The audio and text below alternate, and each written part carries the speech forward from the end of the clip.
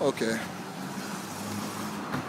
So pretty much what this is, I'm going to actually break down a phenomenon that a lot of people think originated on Twitter or on the internet, or maybe even, some part of Black America.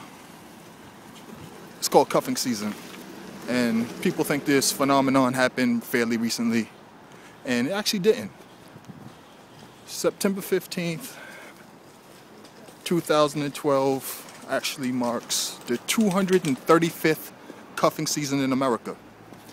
On this day, 235 years ago, a young man by the name of Paul Slocum decided that he was going to talk and woo and court a woman independently, which was something people didn't do back in the days. Actually, what people used to do back in the old Massachusetts Bay Colony, way back in this time, what they would do is they would wait for the harvest season right around Thanksgiving.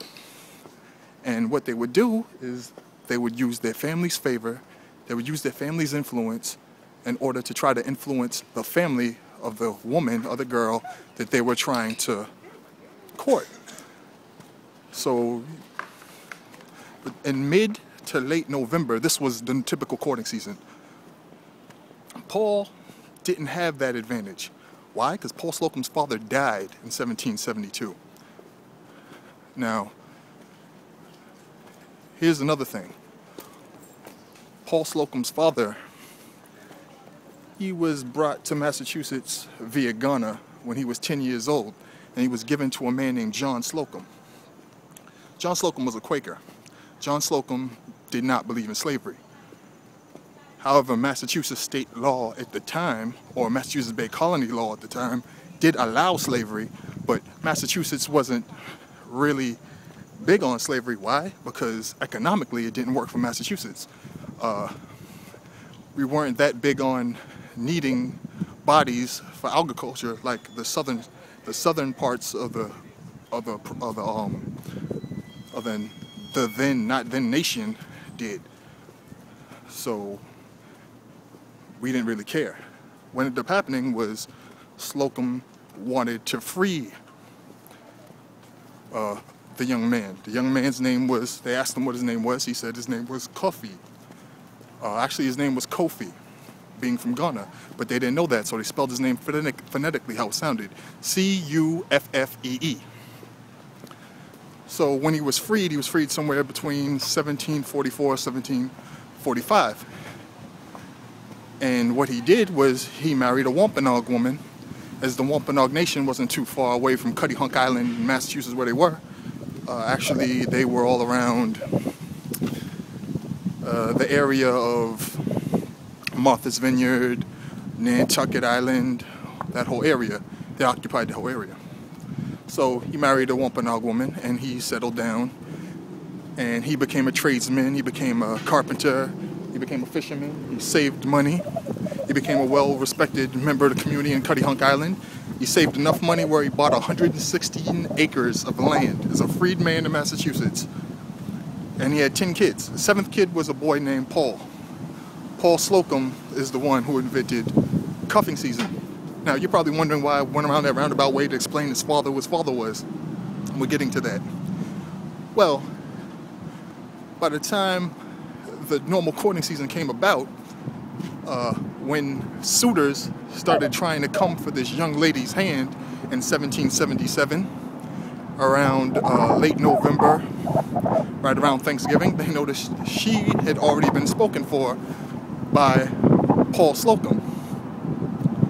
Now, people were taken aback by this because something people typically didn't do. It was revolutionary for the time. Paul had just invented something new, but he didn't know it. Because what ended up happening is later on, other men started hearing of what Paul Slocum did, and they started employing the same technique. Word began to spread little by little. Now here's where everything changes. Paul Slocum did something that changed the etymology of this word. what Paul Slocum did is he told his entire family, yeah, we need to stop using the name Slocum. He said that we need to stop using the name Slocum because that's not our family name. John Slocum was a man who didn't want to own another man, and we took his name. The only name we know of our father is his name, Cuffee. So we're going to change our family name to our father's name, who passed away. So we will now be the Cuffies, or the Cuffs. So in late 1777, early 1778, when Paul Slocum and his brother took over for, had already taken over for his father 5 years ago, 6 years ago, they decided to go into business, pretty much fishing and shipping. Anything that had to do with anything nautical. So they purchased, ships. And when they did that under the name Cuff or Cuffee. So, and the whole technique that they used, this whole technique that Paul used, became known as Ye Olde Cuff, or the Cuff, or later cuffeeing. Because you have to remember, when this happened at first, when Paul was born, it was the French and Indian War. And between the French and Indian War and the Revolution, the American Revolution, which had started in 1776, but had some stirrings in 1775, the English language changed a lot because of the influence of the British and the French and the Indian, and it started losing its Germanic. So we started dropping the ye's, getting these, and the suffix ing began getting into use. It used to be E-I-N-G as opposed to just the I-N-G added to words. So eventually what ended up happening is Paul became a famous shipping magnate, became a famous sailor, he became a abolitionist, he became a politician because he refused to be taxed, because as a free man in the Massachusetts colonies at the time, he wasn't allowed to vote, as were a lot of people. They weren't allowed to vote. But they overturned that soon. 3 years later, he gained the right to vote. And that's when he started gaining even more power and got really, really, really rich. But just the act, what ended up happening was he got married in 1773 to a Wampanoag woman. And in 1773, that was his last cuffing season. But the way he got her was the same way he curried favor with the other woman back in 1777, 6 years prior. So this action spread all throughout Massachusetts and to Boston, and from Boston into New York. From New York, it went to, Philadelphia, Delaware, Virginia, Maryland, everywhere. Because you have to remember, there were 13 original colonies in the Union, and 6 of them were in New England. So if it happened here, it was going to spread everywhere eventually. Now here's what's crazy. Cuffing, the act of cuffing meant you locked something down. It meant that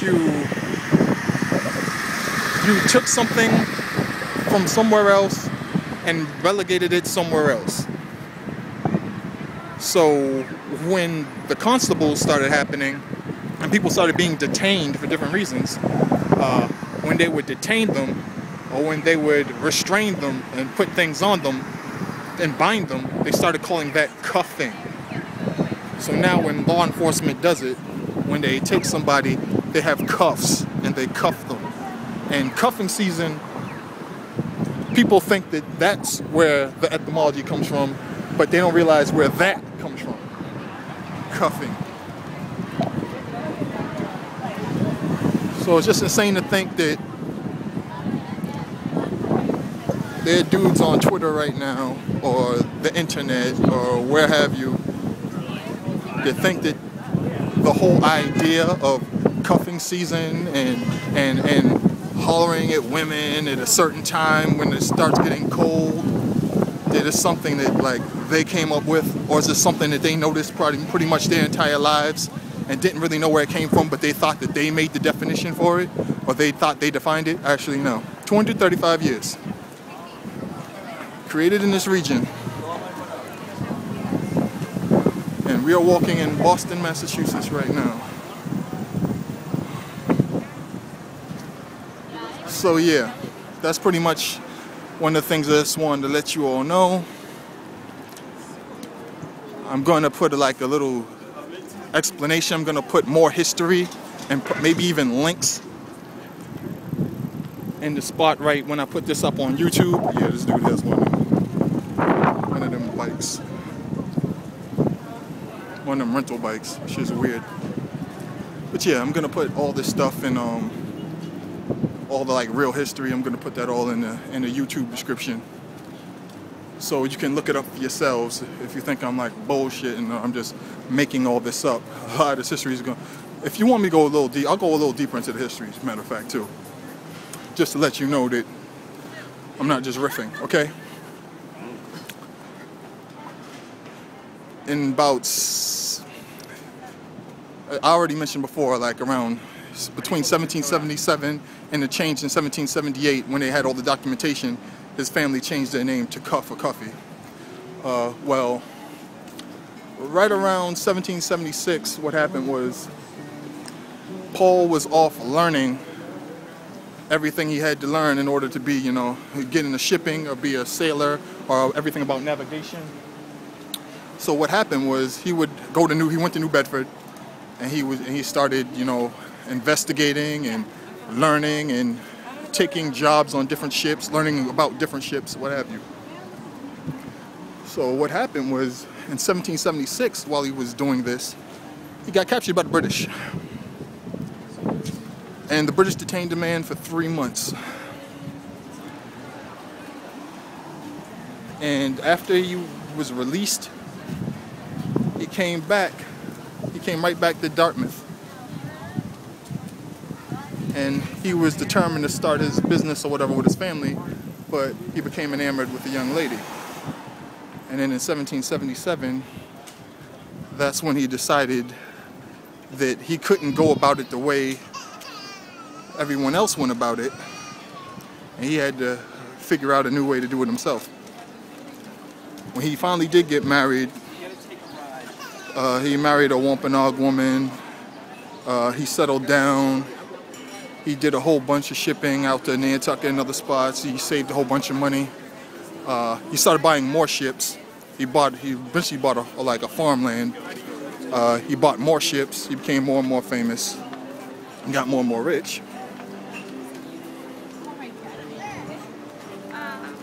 And now he's like a Black History question on Jeopardy, but